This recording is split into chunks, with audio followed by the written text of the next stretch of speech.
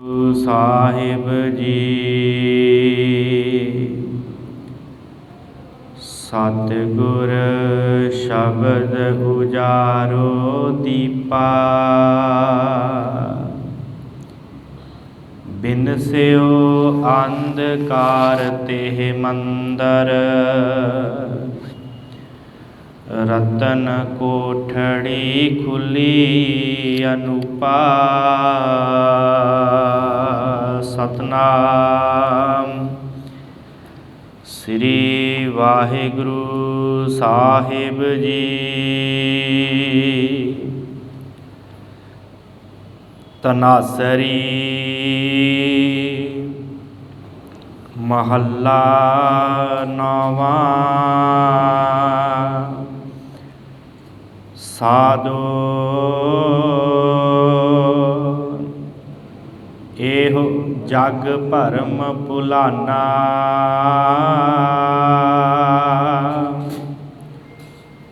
ਰਾਮ ਨਾਮ ਕਾ ਸਿਮਰਨ ਛੋਡਿਆ, ਮਾਇਆ ਹਾਥ ਬਿਕਾਨਾ। ਸਾਧੋ ਇਹੋ ਜਗ ਭਰਮ ਭੁਲਾਨਾ, ਰਾਮ ਨਾਮ ਕਾ ਸਿਮਰਨ ਛੋਡਿਆ, ਮਾਇਆ ਹਾਥ ਬਿਕਾਨਾ।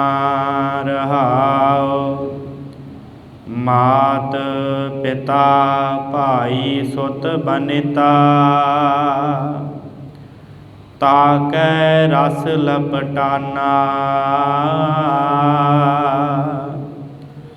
ਜੋਬਨ ਧਨ ਪ੍ਰਭ ਤਾਕੈ ਮਦ ਮੈਂ, ਅਹਨਿਸ ਫਿਰੈ ਰਹੈ ਦੀਵਾਨਾ।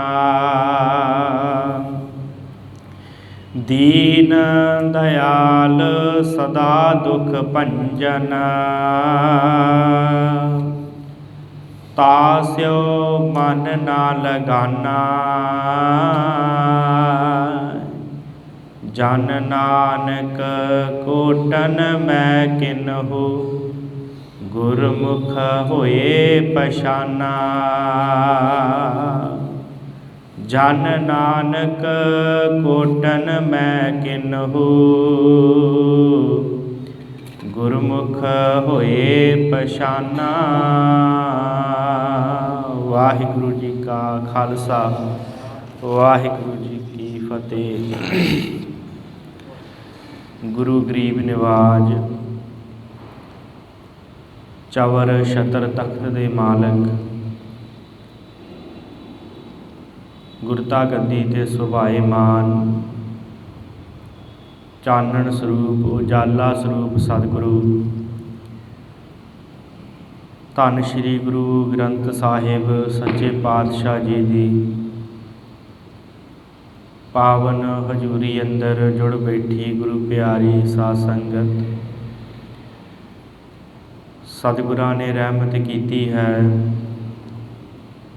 ਜੋ ਆਪ ਜੀ ਗੁਰੂ ਦਰਬਾਰ ਦੀਆਂ ਹਾਜ਼ਰੀਆਂ ਭਰ ਕੇ ਜੀਵਨ ਨੂੰ ਸਫਲਾ ਕਰ ਰਹੇ ਹੋ। ਧੰਨ ਗੁਰੂ ਤੇਗ ਬਹਾਦਰ ਸੱਚੇ ਪਾਤਸ਼ਾਹ ਜੀ ਦੇ 400 ਸਾਲਾ ਗੁਰਪੁਰਬ ਸ਼ਤਾਬਦੀ ਨੂੰ ਸਮਰਪਿਤ ਆਪ ਸੰਗਤਾਂ ਦੇ ਸਹਿਯੋਗ ਦੇ ਨਾਲ ਧੰਨ ਸ਼੍ਰੀ ਗੁਰੂ ਤੇਗ ਬਹਾਦਰ ਮਹਾਰਾਜ ਜੀ ਦੀ ਬਾਣੀ ਦੇ ਸ਼ਬਦਾਂ ਦੀ ਲੜੀਵਾਰ ਵਿਚਾਰ ਚੱਲ ਰਹੀ ਹੈ। ਆਪ ਜੀ ਨੇ ਤਨਾਸਰੀ ਰਾਗ ਦੇ ਅੰਦਰਲਾ ਦੂਸਰਾ ਸ਼ਬਦ ਸਤਿਗੁਰਾਂ ਦਾ ਸਰਵਣ ਕੀਤਾ ਹੈ, ਜਿੱਥੇ ਆਪਾਂ ਅੱਜ ਧੰਨ ਸ਼੍ਰੀ ਗੁਰੂ ਤੇਗ ਬਹਾਦਰ ਜੀ ਦੇ ਇਸ ਪਾਵਨ ਸ਼ਬਦ ਨੂੰ ਵਿਚਾਰਨਾ ਹੈ। ਉੱਥੇ ਹੀ ਅੱਜ ਉਹ ਦਿਹਾੜਾ ਹੈ ਜੋ ਭਾਰਤ ਵਰਸ਼ ਦੇ ਅੰਦਰ ਰੌਸ਼ਨੀ ਦੇ ਨਾਲ ਸੰਬੰਧ ਰੱਖਦਾ ਹੈ। ਤੇ ਸਿੱਖ ਧਰਮ ਦੇ ਅੰਦਰ ਜਿਸ ਤਿਉਹਾਰ ਦੀ ਬੜੀ ਹੀ ਮਹੱਤਤਾ ਹੈ, ਕਿਉਂਕਿ ਸਿੱਖ ਦਾ ਤਿਉਹਾਰ ਗੁਰੂ ਨਾਲ ਹੈ ਤੇ ਗੁਰੂ ਐਸਾ ਹੈ ਕਿ ਜਿਹੜਾ ਸਿੱਖ ਦੇ ਬੰਧਨ ਕੱਟਦਾ ਹੈ। ਸੋ ਆਪਾਂ ਬੰਦੀ ਛੋੜ ਦਿਵਸ ਨੂੰ ਸਮਰਪਿਤ ਵੀ ਵਿਚਾਰਾਂ ਕਰਨੀਆਂ ਨੇ। ਪਹਿਲੋਂ ਆਪਾਂ ਧੰਨ ਸਤਿਗੁਰੂ ਸ੍ਰੀ ਗੁਰੂ ਤੇਗ ਬਹਾਦਰ ਜੀ ਦਾ ਜੋ ਪਾਵਨ ਸ਼ਬਦ ਹੈ, ਇਸ ਦੀ ਵਿਆਖਿਆ ਕਰਾਂਗੇ। ਉਪਰੰਤ ਫਿਰ ਅਖੀਰ 'ਤੇ ਆਪਾਂ ਇਸ ਪਾਵਨ ਦਿਹਾੜੇ ਦੇ ਬਾਰੇ ਚਰਚਾ ਕਰਨੀ ਹੈ, ਵਿਚਾਰ ਕਰਨੀ ਹੈ। ਸੋ ਆਪਣੀਆਂ ਮਨੋਬਿਰਤੀਆਂ ਨੂੰ ਕਰੋ ਇਕਾਗਰ, ਰਸਨਾ ਨੂੰ ਕਰੋ ਪਵਿੱਤਰ। ਆਖੋ ਜੀ ਵਾਹਿਗੁਰੂ ਜੀ ਕਾ ਖਾਲਸਾ, ਵਾਹਿਗੁਰੂ ਜੀ ਕੀ ਫਤਿਹ। ਧਨਾਸਰੀ ਮਹੱਲਾ ਨਾਵਾ। ਸਾਧੋ ਇਹੋ ਜਗ ਭਰਮ ਭੁਲਾਨਾ, ਰਾਮ ਨਾਮ ਕਾ ਸਿਮਰਨ ਛੋਡਿਆ, ਮਾਇਆ ਹਾਥ ਬਿਕਾਨਾ। ਸਤਿਗੁਰੂ ਸ੍ਰੀ ਗੁਰੂ ਤੇਗ ਬਹਾਦਰ ਮਹਾਰਾਜ ਸੱਚੇ ਪਾਤਸ਼ਾਹ ਜੀ ਅੱਜ ਦੇ ਇਸ ਪਾਵਨ ਸ਼ਬਦ ਦੇ ਅੰਦਰ ਸਮਝਾਉਂਦੇ ਨੇ ਕਿ ਭਾਈ ਸੰਸਾਰ ਇੱਕ ਭਰਮ ਦੇ ਵਿੱਚ ਭੁੱਲਾ ਪਿਆ ਹੈ। ਭਰਮ ਦੇ ਵਿੱਚ, ਤੇ ਭਰਮ ਦੇ ਵਿੱਚ ਭੁੱਲਿਆ ਕਿਵੇਂ ਪਿਆ ਹੈ? ਸਤਿਗੁਰਾਂ ਨੇ ਕਿਹਾ ਕਿ ਸੰਸਾਰ ਭਰਮ 'ਚ ਭੁੱਲਾ ਹੈ ਤੇ ਉਹ ਭਰਮ ਹੈ ਮਾਇਆ ਦਾ। ਆਪਣੇ ਆਪ ਨੂੰ ਮਾਇਆ ਦੇ ਹੱਥ ਇਸ ਜੀਵ ਨੇ ਵੇਚ ਦਿੱਤਾ, ਆਪਣੇ ਆਪ ਨੂੰ ਮਾਇਆ ਦੇ ਕੋਲ, ਤੇ ਭਰਮ ਦਾ ਫਿਰਦਾ ਹੈ। ਜਗਤ ਦੇ ਵਿੱਚ ਠੋਕਰਾਂ ਖਾਂਦਾ ਫਿਰਦਾ ਹੈ, ਕਿਉਂਕਿ ਭਰਮ ਜਿਹੜਾ ਹੁੰਦਾ ਹੈ ਨਾ, ਭਰਮ, ਸਤਿਗੁਰਾਂ ਨੇ ਜਗਤ ਨੂੰ ਧੂਏ ਦਾ ਪਹਾੜ ਵੀ ਕਿਹਾ ਹੈ। ਗੁਰੂ ਤੇਗ ਬਹਾਦਰ ਮਹਾਰਾਜ ਨੇ ਮਹਾਰਾਜ ਕਹਿੰਦੇ ਜਗਤ ਜਿਹੜਾ ਹੈ ਨਾ, ਸੰਸਾਰ ਜਿਹੜਾ ਹੈ, ਇਹ ਭਰਮ ਐਸਾ ਹੈ ਜਿਵੇਂ ਧੂਆਂ ਹੋਵੇ। ਤੇ ਜਦੋਂ ਧੁੰਦ ਪਈ ਹੋਵੇ, ਧੂਆਂ ਹੋਵੇ, ਸਾਧ ਸੰਗਤ ਸਾਹਮਣੇ ਕੁਝ ਕਈ ਵਾਰੀ ਦਿਖਦਾ ਹੀ ਨਹੀਂ, ਜਾਂ ਕੁਝ ਐਸੀਆਂ ਕਿਰਤੀਆਂ ਦਿਖ ਜਾਂਦੀਆਂ, ਮਨੁੱਖ ਕਹਿੰਦਾ ਕਿ ਇਹ ਸਾਰਾ ਕੁਝ ਜਿਹੜਾ ਸੱਚ ਹੈ। ਸਤਿਗੁਰਾਂ ਨੇ ਹਰ ਚੰਦੌਰੀ ਦੇ ਨਾਲ ਵੀ ਇਹਦਾ ਸੰਬੰਧ ਸਤਿਗੁਰਾਂ ਨੇ ਜੋੜਿਆ। ਹਰ ਚੰਦੌਰੀ ਦੇ ਭੁੱਲਣੇ ਉੱਠੇ ਨਗਰ ਗੰਧਰਵ। ਮਾਰੇ ਕਹਿੰਦੇ ਮਨੁੱਖ ਮਾਇਆ ਦੇ ਵਿੱਚ ਇਸ ਤਰ੍ਹਾਂ ਭੁੱਲ ਗਿਆ ਜਿਵੇਂ ਹਰ ਚੰਦੌਰੀ ਹੁੰਦੀ ਹੈ। ਹਰ ਚੰਦੌਰੀ ਇੱਕ ਨਗਰ ਸਾਧ ਸੰਗਤ ਮੰਨਿਆ ਗਿਆ ਹੈ, ਜਿਹੜਾ ਨਗਰ ਕਹਿੰਦੇ ਕਿ ਇੱਕ ਹਵਾ ਦੇ ਵਿੱਚ ਹੈ, ਤੇ ਉਹਨੂੰ ਨਗਰ ਗੰਧਰਵ ਵੀ ਕਹਿੰਦੇ, ਗੰਧਰਵ ਨਗਰ ਵੀ ਕਿਹਾ ਜਾਂਦਾ ਹੈ। ਤੇ ਕਹਿੰਦੇ ਕਿ ਉਹ ਜਿਹੜਾ ਨਗਰ ਹੈ ਉਹ ਇੰਝ ਆ, ਕੁਝ ਸਮੇਂ ਵਾਸਤੇ ਹਵਾ 'ਚ ਦਿਖਦਾ ਹੈ, ਫਿਰ ਅਲੋਪ ਹੋ ਜਾਂਦਾ ਹੈ, ਸਦਾ ਨਹੀਂ ਹੋ ਰਹਿੰਦਾ, ਇੱਕ ਭੁਲੇਖਾ ਹੈ। ਤੇ ਸਤਿਗੁਰਾਂ ਨੇ ਉਹਦੇ ਨਾਲ ਮਾਇਆ ਦੀ ਤੁਲਨਾ ਕੀਤੀ ਹੈ, ਜਗਤ ਦੀ ਤੁਲਨਾ ਕੀਤੀ ਹੈ ਕਿ ਜਗਤ ਜਿਹੜਾ ਇਸ ਭਰਮ ਦੇ ਵਿੱਚ ਹੈ ਕਿ ਇਹ ਸਾਰਾ ਕੁਝ ਸੱਚ ਹੈ, ਪਰ ਸੰਸਾਰ ਸੱਚ ਨਹੀਂ ਹੈ, ਮਾਇਆ ਸੱਚ ਨਹੀਂ ਹੈ। ਕਿਉਂ ਸੱਚ ਨਹੀਂ ਹੈ? ਕਿਉਂਕਿ ਛੱਡ ਕੇ ਚਲੇ ਜਾਣਾ ਤਾਂ ਸੱਚ ਨਹੀਂ ਹੈ। ਧੰਨ ਗੁਰੂ ਨਾਨਕ ਸਾਹਿਬ ਜੀ ਜਪਜੀ ਸਾਹਿਬ ਦੇ ਅੰਦਰ ਨਾ ਇਹ ਸੰਸਾਰ ਦੇ ਬਣਨ ਦਾ ਤੇ ਖਤਮ ਹੋਣ ਦਾ ਕਾਰਨ ਦੱਸਦੇ ਆ। ਮਹਾਰਾਜ ਕਹਿੰਦੇ ਸੰਸਾਰ ਦੀ ਕਾਰ ਦੋ ਤਰੀਕਿਆਂ ਨਾਲ ਭਾਈ ਚੱਲ ਰਹੀ ਹੈ। ਮਹਾਰਾਜ ਨੇ ਉਹ ਦੋ ਤਰੀਕੇ ਦੱਸੇ ਆ। ਮਹਾਰਾਜ ਕਹਿੰਦੇ ਸੰਜੋਗ ਵਿਜੋਗ ਦੋਏ ਕਾਰ ਚਲਾਵੈ, ਲੇਖੇ ਆਵੈ ਭਾਗ। ਸੰਜੋਗ ਕਰਕੇ ਸੰਸਾਰ ਬਣਦਾ ਤੇ ਵਿਜੋਗ ਕਰਕੇ ਖਤਮ ਹੋ ਰਿਹਾ ਹੈ। ਇੱਕ ਪਾਸੇ ਬਣ ਰਿਹਾ, ਇੱਕ ਪਾਸੇ ਖਤਮ ਹੋ ਰਿਹਾ। ਸੰਜੋਗ ਹੈ ਖੁਸ਼ੀ ਹੈ, ਵਿਜੋਗ ਹੈ ਦੁਖੀ ਹੈ। ਇਸੇ ਤਰ੍ਹਾਂ ਸੰਸਾਰ ਹੈ, ਭਰਮ ਹੈ ਭਰਮ ਸਾਰਾ ਸੰਸਾਰ, ਪਰ ਮਨੁੱਖ ਕਹਿੰਦਾ ਇਹ ਸਦੀਵੀ ਹੈ, ਇਹ ਸੱਚਾ ਹੈ। ਇਸੇ ਕਰਕੇ ਸੰਸਾਰ 'ਤੇ ਜਿੰਨੇ ਵੀ ਮਨੁੱਖ ਹੋਏ ਆ ਨਾ ਤਾਕਤਵਰ, ਉਹਨਾਂ ਨੂੰ ਇਹੀ ਭੁਲੇਖਾ ਰਹਿ ਗਿਆ ਕਿ ਸ਼ਾਇਦ ਅਸੀਂ ਸਦੀਵੀ ਇੱਥੇ ਰਹਿ ਲੈਣਾ, ਅਤੇ ਉਹ ਮਾਇਆ ਦੇ ਵਿੱਚ ਭੁੱਲ ਕੇ ਐਸੇ ਕੁਕਰਮ ਕਰਨ ਲੱਗ ਗਏ ਕਿ ਭੁੱਲ ਹੀ ਗਏ ਕਿ ਅਸੀਂ ਪਰਮੇਸ਼ਰ ਨੂੰ ਯਾਦ ਵੀ ਕਰਨਾ। ਅਤੇ ਜਦੋਂ ਸੰਜੋਗ ਸੀ ਉਹ ਇੱਥੇ ਸੀ, ਅਤੇ ਜਦੋਂ ਵਿਯੋਗ ਆਇਆ ਚਲੇ ਗਏ। ਹੁਣ ਉਹਨਾਂ ਦੇ ਬਣਾਏ ਹੋਏ ਮਹਿਲ ਵੀ ਖੰਡਰ ਹੋ ਗਏ, ਕਿਉਂਕਿ ਭਰਮ ਹੈ ਨਾ, ਸਦੀਵੀ ਨਹੀਂ ਰਹਿਣ ਵਾਲਾ। ਬਣਾਏ ਹੋਏ ਮਹਿਲ ਵੀ ਖੰਡਰ ਹੋ ਜਾਂਦੇ ਆ ਜਦੋਂ ਵਿਯੋਗ ਆਉਂਦਾ ਹੈ।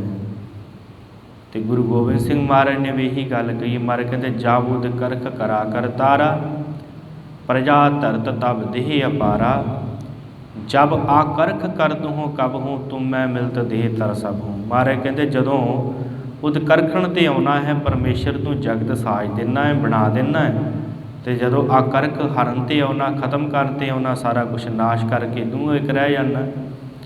ਪਰ ਮਨੁੱਖ ਨੂੰ ਇਸ ਗੱਲ ਦਾ ਭਰਮ ਪੈ ਜਾਂਦਾ ਕਿ ਸ਼ਾਇਦ ਇਹ ਸਦੀਵੀ ਹੈ, ਸ਼ਾਇਦ ਇਹ ਪੱਕਾ ਹੀ ਰਹਿਣਾ ਹੈ। ਇਸ ਕਰਕੇ ਮਨੁੱਖ ਆਪਣੇ ਆਪ ਨੂੰ ਮਾਇਆ ਦੇ ਹੱਥ ਵਿਕਾ ਲੈਂਦਾ ਹੈ, ਜੋ ਧੰਨ ਗੁਰੂ ਤੇਗ ਬਹਾਦਰ ਮਹਾਰਾਜ ਅੱਜ ਕਹਿ ਰਹੇ। ਸਤਿਗੁਰ ਕਹਿੰਦੇ ਕਿ ਸਾਧੂ, ਹੇ ਗੁਰਮੁਖ ਜਨੋ, ਹੇ ਭਾਈ, ਹੇ ਪਿਆਰਿਓ, ਇਹੋ ਜਗ ਭਰਮ ਭੁਲਾਨਾ। ਇਹ ਸੰਸਾਰ ਜਿਹੜਾ ਹੈ ਇਹ ਭਰਮ ਦੇ ਵਿੱਚ ਭੁੱਲਿਆ ਫਿਰਦਾ ਹੈ। ਮਹਾਰਾਜ ਭਰਮ ਕਿਹੜਾ ਹੈ ਅਤੇ ਕਿਵੇਂ ਭੁੱਲਿਆ ਹੈ? ਅਗਲੀ ਪੰਕਤੀ 'ਚ ਮਹਾਰਾਜ ਕਹਿੰਦੇ ਰਾਮ ਨਾਮ ਕਾ ਸਿਮਰਨ ਛੋਡਿਆ। ਪਰਮੇਸ਼ਰ ਵਾਹਿਗੁਰੂ ਦਾ ਸਿਮਰਨ ਕਰਨ ਵਾਸਤੇ ਸੰਸਾਰ 'ਤੇ ਮਨੁੱਖ ਆਇਆ ਹੈ, ਅਤੇ ਉਹ ਸਿਮਰਨ ਜਦੋਂ ਛੱਡ ਦਿੱਤਾ, ਮਾਇਆ ਹੱਥ ਵਿਕਾਨਾ, ਫਿਰ ਆਪਣੇ ਆਪ ਨੂੰ ਮਾਇਆ ਦੇ ਹੱਥ ਮਨੁੱਖ ਨੇ ਵਿਕਾ ਲਿਆ, ਤਾਂ ਇਹ ਭਰਮ ਦੇ ਵਿੱਚ ਹੈ। ਪਹਿਲੀ ਗੱਲ ਪਰਮੇਸ਼ਰ ਨੂੰ ਭੁੱਲ ਜਾਂਦਾ ਹੈ, ਰਾਮ ਪਰਮੇਸ਼ਰ ਵਾਹਿਗੁਰੂ ਨੂੰ ਭੁੱਲ ਜਾਂਦਾ ਹੈ। ਦੂਸਰੀ ਗੱਲ, ਇਹ ਮਾਇਆ 'ਚ ਆਪਣੇ ਆਪ ਨੂੰ ਵਿਕਾ ਲੈਂਦਾ, ਮਾਇਆ ਦੇ ਹੱਥ। ਹੀਰੇ ਜੈਸਾ ਜਨਮ ਹੈ ਕੌਡੀ ਬਦਲੇ ਜਾਏ। ਕੌਡੀਆਂ ਦੇ ਬਦਲੇ, ਕੌਡੀਆਂ ਦੇ ਭਾਅ ਦਾ ਹੀਰੇ ਵਰਗਾ ਜਨਮ ਜਾਂਦਾ ਹੈ, ਕਿਉਂਕਿ ਪਰਮੇਸ਼ਰ ਦਾ ਨਾਮ ਨਹੀਂ ਜਪਣਾ, ਅਤੇ ਹੀਰੇ ਵਰਗਾ ਮਿਲਿਆ ਹੋਇਆ ਜੀਵਨ ਉਸੇ ਤਰ੍ਹਾਂ ਚਲਾ ਜਾਂਦਾ ਹੈ। ਫਿਰ ਅੱਗੇ ਸਤਿਗੁਰਾਂ ਨੇ ਵਿਸਥਾਰ ਕੀਤਾ ਇਸ ਮਾਇਆ ਦਾ, ਰਹਾਉ ਦੇ ਬੰਦ ਤੋਂ ਬਾਅਦ, ਕਿ ਇਹ ਮਾਇਆ ਕਿਹੜੀ ਕਿਹੜੀ ਹੈ, ਕਿਹੜੀਆਂ ਕਿਹੜੀਆਂ ਚੀਜ਼ਾਂ ਹਨ ਜਿਹੜੀਆਂ ਮਨੁੱਖ ਨੂੰ ਪ੍ਰਭਾਵਿਤ ਕਰਦੀਆਂ ਅਤੇ ਭਰਮ 'ਚ ਭੁਲਾਉਂਦੀਆਂ। ਸਤਿਗੁਰੂ ਅੱਗੇ ਦੱਸਦੇ ਨੇ, ਮਾਤ ਪਿਤਾ ਭਾਈ ਸੁਤ ਬਨਿਤਾ, ਤਾਕੈ ਰਸ ਲਪਟਾਨਾ। ਸਤਿਗੁਰੂ ਕਹਿੰਦੇ ਸਭ ਤੋਂ ਪਹਿਲਾ ਭਰਮ ਪਰਿਵਾਰ ਦਾ ਭਰਮ ਹੈ। ਮਾਤਾ ਪਿਤਾ ਭਾਈ ਪੁੱਤਰ ਪਤਨੀ, ਇਹਨਾਂ ਦੇ ਰਸ ਦੇ ਵਿੱਚ ਲਪਟਿਆ ਪਿਆ ਹੈ ਮਨੁੱਖ। ਆਪਾਂ ਉਸ ਦਿਨ ਵੀ ਗੱਲ ਕੀਤੀ ਸੀ ਕਿ ਹਾਂ, ਇਹ ਸਾਡਾ ਧਰਮ ਹੈ, ਇਹ ਸਾਡਾ ਫਰਜ਼ ਹੈ ਆਪਣੇ ਪਰਿਵਾਰ ਨੂੰ ਪਾਲਣਾ। ਪਰ ਜਿਸ ਪਰਮੇਸ਼ਰ ਵਾਹਿਗੁਰੂ ਨੇ ਪਰਿਵਾਰ ਦਿੱਤਾ ਹੈ, ਜੇ ਉਹਨੂੰ ਯਾਦ ਹੀ ਨਾ ਕਰਾਂਗੇ, ਜੇ ਉਹਨੂੰ ਚੇਤੇ ਹੀ ਨਾ ਕਰਾਂਗੇ, ਅਤੇ ਫਿਰ ਤਾਂ ਸਾਡੇ ਵਾਸਤੇ ਮਾੜੀ ਗੱਲ ਹੈ। ਫਿਰ ਤਾਂ ਅਸੀਂ ਇਸ ਰਸਤੇ ਵਿੱਚ ਲਪਟ ਗਏ, ਫਿਰ ਸਾਨੂੰ ਮਾਇਆ ਵਿਆਪ ਗਈ। ਜੇ ਫਰਜ਼ ਨਿਭਾਉਂਦਿਆਂ ਮਨੁੱਖ ਪਰਮੇਸ਼ਰ ਨੂੰ ਯਾਦ ਕਰੇ, ਵਾਹਿਗੁਰੂ ਨੂੰ ਯਾਦ ਕਰੇ, ਅਕਾਲ ਪੁਰਖ ਨੂੰ ਯਾਦ ਕਰੇ, ਫਿਰ ਤਾਂ ਉਹ ਇੱਕ ਚੰਗਾ ਜੀਵਨ ਗੁਜ਼ਾਰ ਕੇ ਜਾਵੇਗਾ, ਜਿਸ ਦੀ ਸਤਿਗੁਰਾਂ ਨੇ ਗੱਲ ਕੀਤੀ ਹੈ, ਹਸੰਦਿਆਂ ਖੇਲੰਦਿਆਂ ਪੈਨੰਦਿਆਂ ਖਾਵੰਦਿਆਂ ਵਿੱਚੇ ਹੋਵੇ ਮੁਕਤ। ਹੱਸਦਾ ਵੀ ਹੈ ਪਰਿਵਾਰ ਦੇ ਨਾਲ, ਖੇਡਦਾ ਵੀ ਹੈ, ਪਹਿਨਦਾ ਵੀ ਹੈ ਸੋਹਣੇ ਸੋਹਣੇ ਕੱਪੜੇ, ਖਾਂਦਾ ਵੀ ਚੰਗਾ ਹੈ, ਵਿੱਚੇ ਹੋਵੇ ਮੁਕਤ। ਇਹਦੇ ਵਿੱਚ ਹੀ ਉਹਨੂੰ ਮੁਕਤੀ ਮਿਲ ਜਾਂਦੀ ਹੈ। ਮੁਕਤੀ ਕਿਵੇਂ ਮਿਲਦੀ? ਪਰਮੇਸ਼ਰ ਦੇ ਨਾਮ ਦੇ ਨਾਲ। ਪਰ ਜੇ ਮਨੁੱਖ ਪਰਿਵਾਰ ਦੇ ਵਿੱਚ ਹੀ ਲਪਟਿਆ ਰਿਹਾ, ਜੇ ਆਪਣੇ ਪਰਿਵਾਰ ਦੇ ਵਿੱਚ ਰਿਸ਼ਤੇਦਾਰੀਆਂ ਦੇ ਵਿੱਚ, ਮਹਾਰਾਜ ਕਹਿੰਦੇ ਜੇ ਇਸੇ ਰਸ ਦੇ ਵਿੱਚ ਲਪਟਿਆ ਰਿਹਾ, ਫਿਰ ਸਮਝ ਲਓ ਕਿ ਇਹਨੂੰ ਮਾਇਆ ਵਿਆਪ ਗਈ। ਫਿਰ ਸਮਝ ਲਓ ਕਿ ਇਹ ਮਨੁੱਖ ਨੇ ਆਪਣੇ ਆਪ ਨੂੰ ਮਾਇਆ ਦੇ ਹੱਥ ਵਿਕਾ ਦਿੱਤਾ। ਜੋਬਨ ਧਨ ਪ੍ਰਭਤਾ ਕੈ ਮਦ ਮੈਂ, ਅਹਨਿਸ ਰਹਿ ਦੀਵਾਨਾ। ਫਿਰ ਇੱਕ ਮਾਇਆ ਦਾ ਹੋਰ ਸਰੂਪ ਮਹਾਰਾਜ ਨੇ ਦੱਸਿਆ। ਸਤਿਗੁਰੂ ਕਹਿੰਦੇ ਆ ਕਿ ਇੱਕ ਜੋਬਨ ਧਨ ਪ੍ਰਭਤਾ, ਤਿੰਨ ਗੱਲਾਂ ਸਤਿਗੁਰਾਂ ਨੇ ਦੱਸੀਆਂ। ਜਿਹਦਾ ਕਰਕੇ ਮਨੁੱਖ ਆਪਣੇ ਆਪ ਨੂੰ ਮਾਇਆ ਦੇ ਹੱਥ ਵਿਕਾ ਦਿੰਦਾ ਹੈ। ਪਹਿਲੀ ਗੱਲ ਮਹਾਰਾਜ ਨੇ ਕਹੀ ਜੋਬਨ। ਜੋਬਨ ਦਾ ਅਰਥ ਕਰਾਂਗੇ ਜਵਾਨੀ। ਦੂਸਰਾ ਸਤਿਗੁਰਾਂ ਨੇ ਧਨ ਦੀ ਗੱਲ ਕੀਤੀ ਹੈ, ਮਾਇਆ ਦੀ, ਧਨ ਪੈਸੇ ਦੀ। ਫਿਰ ਪ੍ਰਭਤਾ ਦੀ ਗੱਲ ਕੀਤੀ ਹੈ। ਪ੍ਰਭਤਾ ਹੁੰਦੀ ਹੈ ਸ਼ਾਨ ਸ਼ੌਕਤ, ਕਿ ਹਰ ਕੋਈ ਮੈਨੂੰ ਜਾਣੇ।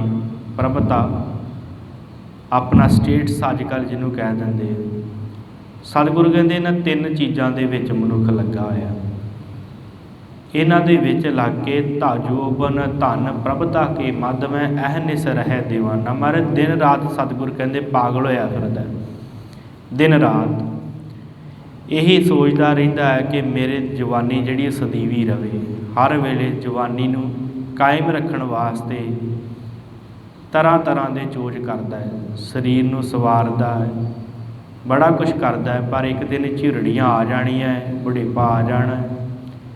ਫਿਰ ਉਸ ਤੋਂ ਬਾਅਦ ਧਨ ਇਕੱਠਾ ਕਰਨ ਵੱਲ ਲੱਗਾ ਪਿਆ ਹੈ ਕਿ ਵੱਧ ਤੋਂ ਵੱਧ ਧਨ ਇਕੱਠਾ ਕਰ ਲਵਾਂ। ਅਤੇ ਫਿਰ ਸਤਿਗੁਰੂ ਕਹਿੰਦੇ ਆ ਪ੍ਰਭਤਾ। ਪ੍ਰਭਤਾ ਹੁੰਦੀ ਹੈ ਬਹੁਤ ਮਾੜੀ ਹੁੰਦੀ ਹੈ ਸਾਧ ਸੰਗਤ, ਅਤੇ ਜਵਾਨੀ ਅਤੇ ਧਨ ਨਾਲ ਵੀ ਮਾੜੀ ਹੁੰਦੀ ਹੈ ਪ੍ਰਭਤਾ। ਕਿਉਂਕਿ ਮਨੁੱਖ ਜਦੋਂ ਕਿਸੇ ਕੁਰਸੀ 'ਤੇ ਬੈਠਾ ਹੁੰਦਾ ਹੈ ਨਾ, ਅਤੇ ਉਸ ਕੁਰਸੀ ਦਾ ਉਹਨੂੰ ਬੜਾ ਹੰਕਾਰ ਹੁੰਦਾ ਹੈ, ਅਤੇ ਜਦੋਂ ਉਸ ਕੁਰਸੀ ਤੋਂ ਉਤਰ ਜਾਂਦਾ ਫਿਰ ਉਹਨੂੰ ਛੱਡਣ ਦਾ ਬੜਾ ਦੁੱਖ ਹੁੰਦਾ ਹੈ। ਕਿਸੇ ਇੱਕ ਮੁਕਾਮ 'ਤੇ ਮਨੁੱਖ ਪਹੁੰਚ ਜਾਵੇ, ਉਹਨੂੰ ਹੰਕਾਰ ਬੜਾ ਹੁੰਦਾ ਹੈ। ਕੁਝ ਹੀ ਐਸੇ ਵਿਰਲੇ ਹੁੰਦੇ ਆ ਜਿਨ੍ਹਾਂ ਉੱਤੇ ਪਰਮੇਸ਼ਰ ਕਿਰਪਾ ਕਰਦਾ ਅਤੇ ਉਸ ਹੰਕਾਰ ਨੂੰ ਛੱਡ ਦਿੰਦੇ ਆ। ਕੁਰਸੀ 'ਤੇ ਬੈਠੇ ਵੀ ਨਿਮਾਣੇ ਰਹਿੰਦੇ ਆ। ਪਰ ਜ਼ਿਆਦਾਤਰ ਲੋਕ ਕੀ ਹੈ ਕਿ ਸਾਧ ਸੰਗਤ ਇਸ ਪ੍ਰਭਤਾ ਦੇ ਪਿੱਛੇ ਲੱਗ ਕੇ ਹੰਕਾਰ ਬਹੁਤ ਕਰਦੇ। ਜਦੋਂ ਕੋਈ ਸਟੇਟਸ ਕਿਤੇ ਕੁਰਸੀ 'ਤੇ ਕਿਤੇ ਬੈਠ ਜਾਣ, ਉੱਚਾ ਉਹਦਾ ਕਿਤੇ ਮਿਲ ਜਾਵੇ, ਫਿਰ ਉਸ ਤੋਂ ਬਾਅਦ ਕਿਉਂਕਿ ਹੁਣ ਇਹ ਸਦੀਵੀ ਨਹੀਂ ਰਹਿਣਾ, ਪ੍ਰਭਤਾ ਵੀ ਸਦੀਵੀ ਨਹੀਂ ਰਹਿਣੀ, ਇਹ ਵੀ ਖਤਮ ਹੋ ਜਾਣੀ ਹੈ। ਅਤੇ ਫਿਰ ਜਦੋਂ ਉਹ ਛੁੱਟ ਜਾਂਦੀ ਹੈ, ਫਿਰ ਮਨੁੱਖ ਕਹਿੰਦਾ ਕਿ ਮੈਂ ਫਲਾਨੀ ਜਗ੍ਹਾ ਦਾ DC ਹੁੰਦਾ ਸੀ, ਲੋਕ ਮੇਰਾ ਗੁਣਗਾਨ ਕਰਦੇ ਸੀ, ਲੋਕ ਮੈਨੂੰ ਬੜਾ ਮੰਨਦੇ ਸੀ, ਮੈਂ ਉੱਥੇ ਉਹ ਕਾਰਜ ਕੀਤੇ, ਮੈਂ ਉਹ ਕੀਤਾ। ਇਹ ਫਿਰ ਲੋਕਾਂ ਨੂੰ ਦੱਸਦਾ ਹੈ ਕਿ ਉਹਨਾਂ ਦੇ ਵਿੱਚ ਮੇਰੀ ਧੌਂਕ ਬਣੀ ਰਵੇ, ਪਰ ਨਹੀਂ ਬਣਦੀ, ਦੁਖੀ ਹੁੰਦਾ ਹੈ। ਫਿਰ ਧੀਆਂ ਪੁੱਤਰ ਜਦੋਂ ਨਹੀਂ ਪੁੱਛਦੇ, ਫਿਰ ਕਹਿੰਦਾ ਕਿ ਮੈਂ ਤਾਂ ਫਲਾਨੀ ਜਗ੍ਹਾ ਦਾ ਇਹ ਲੱਗਾ ਹੁੰਦਾ ਸੀ, ਉੱਥੇ DC ਲੱਗਾ ਹੁੰਦਾ ਸੀ, ਇੱਥੇ SP ਲੱਗਾ ਹੁੰਦਾ ਸੀ। ਪਰ ਜਦੋਂ ਪੁੱਛਦੇ ਨਹੀਂ ਆ ਫਿਰ ਦੁਖੀ ਹੁੰਦਾ ਹੈ। ਇਸੇ ਕਰਕੇ ਮਹਾਰਾਜ ਕਹਿੰਦੇ ਆ ਜੋਬਨ, ਧਨ ਅਤੇ ਪ੍ਰਭਤਾ, ਇਹ ਤਿੰਨ ਚੀਜ਼ਾਂ। ਅਤੇ ਸਤਿਗੁਰੂ ਗੁਰੂ ਨਾਨਕ ਸਾਹਿਬ ਜੀ ਨੇ ਵੀ ਬਖਸ਼ਿਸ਼ ਕੀਤੀ। ਮਹਾਰਾਜ ਕਹਿੰਦੇ ਸਦੀਵੀ ਨਹੀਂ ਰਹਿੰਦੇ। ਧਨ, ਜੋਬਨ ਅਰ ਫੁੱਲੜਾ, ਨਾਠੀ ਅੜੇ ਦਿਨ ਚਾਰ। ਮਹਾਰਾਜ ਕਹਿੰਦੇ 4 ਦਿਨਾਂ ਦੇ ਪ੍ਰਾਹੁਣੇ ਹਨ। ਨਾਠੀ ਅੜੇ ਦਿਨ ਚਾਰ, ਚਲੇ ਜਾਣਾ, 4 ਦਿਨਾਂ ਦੇ ਪ੍ਰਾਹੁਣੇ ਆ। ਜਿਵੇਂ ਫੁੱਲ ਹੁੰਦਾ ਹੈ ਨਾ, ਫੁੱਲ ਉਹ ਖਿੜਦਾ ਹੈ ਅਤੇ ਬੜਾ ਸੋਹਣਾ ਲੱਗਦਾ, ਪਰ ਉਹ ਸਦਾ ਨਹੀਂ ਰਹਿੰਦਾ, ਅਗਲੇ ਦਿਨ ਮੁਰਝਾ ਜਾਂਦਾ ਹੈ, ਜਾਂ ਦੂਸਰੇ ਤੀਸਰੇ ਦਿਨ ਮੁਰਝਾ ਜਾਂਦਾ ਹੈ ਫੁੱਲ। ਧਨ, ਜੋਬਨ ਅਰ ਫੁੱਲੜਾ। ਮਹਾਰਾਜ ਕਹਿੰਦੇ ਧਨ ਅਤੇ ਜੋਬਨ, ਜਵਾਨੀ ਜਿਹੜੀ ਹੈ ਨਾ, ਇੱਕ ਫੁੱਲ ਦੀ ਤਰ੍ਹਾਂ ਜਾਣ। ਨਾਠੀ ਅੜੇ ਦਿਨ ਚਾਰ, 4 ਦਿਨਾਂ ਦੀ ਪ੍ਰਾਹੁਣੀ ਹੈ, ਇਹਨੇ ਚਲੀ ਜਾਣਾ, ਜਵਾਨੀ ਵੀ ਚਲੀ ਜਾਣੀ ਅਤੇ ਧਨ ਵੀ ਚਲਾ ਜਾਣਾ। ਪੱਬਣ ਕੇਰੇ ਪੱਤ ਜਿਉ ਢਲ ਟੁਲ ਜੁੰਮਣ ਹਾਰ। ਮਹਾਰਾਜ ਕਹਿੰਦੇ ਜਿਵੇਂ ਕਿਸੇ ਛੱਪੜ ਦੇ ਕਿਨਾਰੇ ਸੜਕਰੇ ਦਾ ਕੋਈ ਬੂਟਾ ਉੱਗਿਆ ਹੋਵੇ, ਪੱਬਣ ਕੇਰੇ ਪੱਤ ਜਿਉ ਢਲ ਟੁਲ ਜੁੰਮਣ ਹਾਰ। ਮਹਾਰਾਜ ਕਹਿੰਦੇ ਉਹ ਜੰਮਿਆ ਹੁੰਦਾ ਹੈ, ਲੱਗਾ ਹੁੰਦਾ ਹੈ, ਪਰ ਜੇ ਕਿਤੇ ਉਹ ਛੱਪੜ ਸੁੱਕ ਜਾਵੇ ਤਾਂ ਉਹ ਵੀ ਸੁੱਕ ਜਾਂਦਾ। ਇਸੇ ਤਰ੍ਹਾਂ ਮਹਾਰਾਜ ਕਹਿੰਦੇ ਕੁਝ ਦਿਨਾਂ ਦੀ ਪ੍ਰਾਹੁਣੀ ਹੈ ਜਵਾਨੀ, ਇਹ ਧਨ, ਇਹ ਪ੍ਰਭਤਾ ਕੁਝ ਸਮੇਂ ਲਈ ਹੈ। ਜਦੋਂ ਤੇਰੇ ਅੰਦਰੋਂ ਖਤਮ ਹੋ ਗਿਆ ਤੇਰਾ ਸਰੀਰ, ਬਜ਼ੁਰਗ ਹੋ ਗਿਆ ਜਾਂ ਤੇਰੀ ਮੌਤ ਆ ਗਈ, ਫਿਰ ਨਾ ਤੇਰੇ ਕੋਲ ਧਨ ਰਹਿਣਾ ਹੀ ਅਤੇ ਨਾ ਹੀ ਤੇਰੀ ਜਵਾਨੀ ਰਹਿਣੀ। ਧਨ, ਜੋਬਨ ਅਰ ਫੁੱਲਾ, ਨਾਠੀ ਅੜੇ ਦਿਨ ਚਾਰ। ਪੱਬਣ ਕੇਰੇ ਪੱਤ ਜਿਉ ਢਲ ਢੁਲ ਜੁੰਮਣ ਹਾਰ। ਰੰਗ ਮਾਣ ਲੈ ਪਿਆਰਿਆ ਜਾਂ ਜੋਬਨ ਨਾ ਹੁੱਲਾ। ਮਹਾਰਾਜ ਕਹਿੰਦੇ ਰੰਗ ਮਾਣ ਲੈ ਪਰਮੇਸ਼ਰ ਦੇ ਨਾਮ ਦਾ, ਜਿੰਨਾ ਚਿਰ ਤੈਨੂੰ ਜਵਾਨੀ ਮਿਲੀ ਹੈ। ਰੰਗ ਮਾਣ ਲੈ ਪਿਆਰਿਆ ਜਾਂ ਜੋਬਨ ਨਾ ਹੁੱਲਾ। ਦਿਨ ਥੋੜ੍ਹੇ ਥੱਕੇ ਭਇਆ ਪੁਰਾਣਾ ਚੋਲਾ। ਥੋੜ੍ਹੇ ਦਿਨ ਤੇਰੇ ਕੋਲ ਰਹਿ ਗਏ ਆ, ਕਿਉਂਕਿ ਇਸ ਸਰੀਰ ਨੇ ਬੁੱਢਿਆਂ ਹੋ ਜਾਣਾ ਅਤੇ ਫਿਰ ਤੂੰ ਖਤਮ ਹੋ ਜਾਣਾ। ਥੋੜ੍ਹੇ ਦਿਨ ਰਹਿ ਗਏ, ਪਰਮੇਸ਼ਰ ਨੂੰ ਭੱਜ ਲਾ। ਇਹੋ ਸਤਿਗੁਰੂ ਅੱਜ ਬਖਸ਼ਿਸ਼ ਕਰਦੇ। ਮਹਾਰਾਜ ਕਹਿੰਦੇ ਜੋਬਨ ਧਨ ਪ੍ਰਭਤਾ ਕੈ ਮਦ ਮੈਂ ਐਨਿਸ ਰਹੇ ਦੀਵਾਨਾ। ਪਾਗਲ ਹੋਇਆ ਫਿਰਦਾ ਇਸ ਪ੍ਰਭਤਾ ਦੇ ਪਿੱਛੇ, ਇਸ ਧਨ ਦੇ ਪਿੱਛੇ, ਇਸ ਜਵਾਨੀ ਦਾ ਮਾਣ ਕਰਦਾ, ਤਾਕਤ ਦਾ ਮਾਣ ਕਰਦਾ। ਦੀਨ ਦਿਆਲ ਸਦਾ ਦੁਖ ਭੰਜਨ ਤਾਸਿਓ ਮਨ ਨਾ ਲਗਾਨਾ। ਮਹਾਰਾਜ ਕਹਿੰਦੇ ਉਸ ਦੀਨਾਂ ਦੇ ਦਿਆਲ ਪ੍ਰਭੂ ਪਰਮੇਸ਼ਰ ਵਾਹਿਗੁਰੂ ਜਿਹੜਾ ਹੈ, ਉਹਦੇ ਨਾਲ ਜੋ ਸਦਾ ਦੁੱਖ ਭੰਜਨ ਹੈ, ਦੁੱਖਾਂ ਦਾ ਨਾਸ਼ ਕਰਨ ਵਾਲਾ ਹੈ, ਤਾਸਿਓ ਮਨ ਨਾ ਲਗਾਨਾ। ਉਸ ਵਾਹਿਗੁਰੂ ਦੇ ਨਾਲ ਮਨ ਨਹੀਂ ਲਗਾਉਂਦਾ ਮਨੁੱਖ। ਜਨ ਨਾਨਕ ਕੋਟਨ ਮੈਂ ਕਿਨਹੂ ਗੁਰਮੁਖ ਹੋਏ ਪਛਾਨਾ। ਮਰ ਕਹਿੰਦੇ ਕੋਈ ਐਸਾ ਮਨੁੱਖ ਕਰੋੜਾਂ ਦੇ ਵਿੱਚ ਕੋਈ ਵਿਰਲਾ ਹੁੰਦਾ ਹੈ, ਕੋਈ ਵਿਰਲਾ ਹੁੰਦਾ ਹੈ ਇਹਨਾਂ ਕਰੋੜਾਂ ਮਨੁੱਖਾਂ ਦੇ ਵਿੱਚੋਂ ਕੋਈ ਵਿਰਲਾ ਜਿਹੜਾ ਗੁਰਮੁਖ ਬਣਦਾ, ਜਿਹੜਾ ਗੁਰੂ ਵੱਲ ਮੁੱਖ ਕਰਦਾ।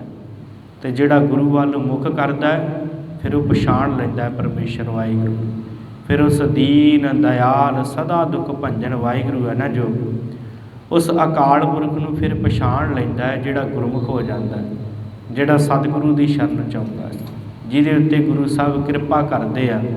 ਅਤੇ ਉਸ ਤਰ੍ਹਾਂ ਮਨੁੱਖ ਜਿਹੜਾ ਹੈ ਮਹਾਰਾਜ ਕਹਿੰਦੇ ਸਦਾ ਹੀ ਇਸ ਮਾਇਆ ਦੇ ਹੱਥ ਆਪਣੇ ਆਪ ਨੂੰ ਵਿਕਾ ਕੇ ਅਤੇ ਇਸੇ ਤਰ੍ਹਾਂ ਤੁਰਿਆ ਫਿਰਦਾ ਰਹਿੰਦਾ ਹੈ। ਸੋ ਸਤਿਗੁਰਾਂ ਨੇ ਰਹਿਮਤ ਕੀਤੀ ਹੈ, ਪਾਵਨ ਸ਼ਬਦ ਦੀ ਆਪਾਂ ਵਿਚਾਰ ਕੀਤੀ ਹੈ। ਅੱਜ ਧੰਨ ਸ਼੍ਰੀ ਗੁਰੂ ਹਰਗੋਬਿੰਦ ਸਾਹਿਬ ਜੀ ਨਾਲ ਸੰਬੰਧਿਤ ਦਿਹਾੜਾ ਬੰਦੀ ਛੋੜ ਦਿਵਸ ਹੈ। ਭਾਵੇਂ ਕਿ ਸਾਧ ਸੰਗਤ ਇਸ ਭਾਰਤ ਵਰਸ਼ ਦੇ ਅੰਦਰ ਦੀਵਾਲੀ ਦੇ ਰੂਪ ਦੇ ਵਿੱਚ ਇਸ ਦਿਨ ਨੂੰ ਮਨਾਇਆ ਜਾਂਦਾ ਹੈ। ਬੜੀਆਂ ਖੁਸ਼ੀਆਂ, ਬੜੇ ਖੇੜਿਆਂ ਦਾ ਤਿਉਹਾਰ ਹੈ। ਜਿਸ ਦਾ ਵੀ ਜੋ ਵੀ ਧਰਮ ਹੈ ਆਪਣੇ ਢੰਗ ਦੇ ਨਾਲ ਇਸ ਤਿਉਹਾਰ ਨੂੰ ਮਨਾਉਂਦਾ ਹੈ, ਮਨਾਉਣਾ ਵੀ ਚਾਹੀਦਾ ਹੈ, ਕਿਉਂਕਿ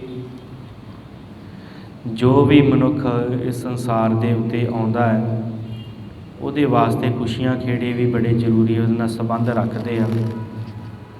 ਅਤੇ ਜੇ ਖੁਸ਼ੀਆਂ ਖੇੜੇ ਸੰਬੰਧ ਰੱਖਦੇ ਆ ਤਾਂ ਮਨੁੱਖ ਨੂੰ ਇਹ ਵੀ ਸੋਚਣਾ ਚਾਹੀਦਾ ਹੈ ਕਿ ਮੈਂ ਆਪਣੇ ਅੰਦਰ ਨੂੰ ਵੀ ਥੋੜ੍ਹਾ ਜਿਹਾ ਬਦਲਾਂ, ਅੰਦਰੋਂ ਵੀ ਕੋਈ ਖੁਸ਼ੀ ਪ੍ਰਾਪਤ ਕਰਾਂ। ਬਾਹਰਲੀ ਖੁਸ਼ੀ ਸਦੀਵੀ ਨਹੀਂ ਰਹਿੰਦੀ, ਪਰ ਅੰਦਰਲੀ ਖੁਸ਼ੀ ਸਦੀਵੀ ਰਹਿੰਦੀ ਹੈ। ਕਿਉਂਕਿ ਭਾਈ ਗੁਰਦਾਸ ਜੀ ਨੇ ਕਿਹਾ ਹੈ ਨਾ ਕਿ ਦੀਵਾਲੀ ਦੀ ਰਾਤ ਦੀਵੇ ਬਾਲੀਅਨ। ਕਹਿੰਦੇ ਕਿ ਦੀਵੇ ਬਲ ਜਾਂਦੇ ਆ ਪਰ ਉਹ ਬੁੱਝ ਜਾਂਦੇ ਆ, ਸਦਾ ਨਹੀਂ ਬਲਦੇ, ਸਦਾ ਨਹੀਂ ਉਹ ਦੀਵੇ ਬਲਦੇ, ਬੁੱਝ ਜਾਂਦੇ ਆ। ਪਰ ਜਿਹੜਾ ਅੰਦਰਲਾ ਦੀਵਾ ਬਾਲਾਂਗੇ ਨਾ, ਜਿਹੜਾ ਆਪਣੇ ਅੰਦਰ ਚਾਨਣ ਦਾ ਦੀਵਾ, ਗੁਰੂ ਦੇ ਪ੍ਰਕਾਸ਼ ਦਾ ਦੀਵਾ ਬਾਲਾਂਗੇ, ਅਤੇ ਉਹਦੇ ਨਾਲ ਜਿਹੜਾ ਚਾਨਣ ਹੋਵੇਗਾ ਅਤੇ ਉਹਦੇ ਨਾਲ ਜੀਵਨ ਸਫਲਾ ਹੋਵੇਗਾ। ਸੋ ਧੰਨ ਗੁਰੂ ਹਰਗੋਬਿੰਦ ਸਾਹਿਬ ਮਹਾਰਾਜ ਸੱਚੇ ਪਾਤਸ਼ਾਹ, ਬੜੀ ਵਡਿਆਈ ਹੈ ਸਤਿਗੁਰਾਂ ਦੀ, ਮੀਰੀ ਪੀਰੀ ਦੇ ਮਾਲਕ।